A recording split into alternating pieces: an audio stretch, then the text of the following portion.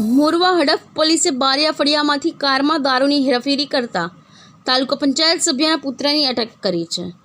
મોરવા હડફ પોલીસે કારમાં વિદેશી દારૂની હેરાફેરી કરતા મોરવા તાલુકા પંચાયતના કડાદરા બેઠકના સભ્ય ભારતસિંહ પટેલના પુત્રની અટકાયત કરી હતી। પોલીસ દ્વારા કાર અને વિદેશી દારૂનો જથ્થો કબજે કરવામાં આવ્યો છે। મોરવા હડફ પોલીસ મથકનો સ્ટાફ પેટ્રોલિંગમાં નીકળ્યો હતો ત્યારે બાતમી મળી હતી કે મોરવા હડફના બારિયા ફળિયામાં રહેતા કેટલાક ઈસમો કારમાં વિદેશી દારૂનો જથ્થો ભરીને લઈને આવનાર છે।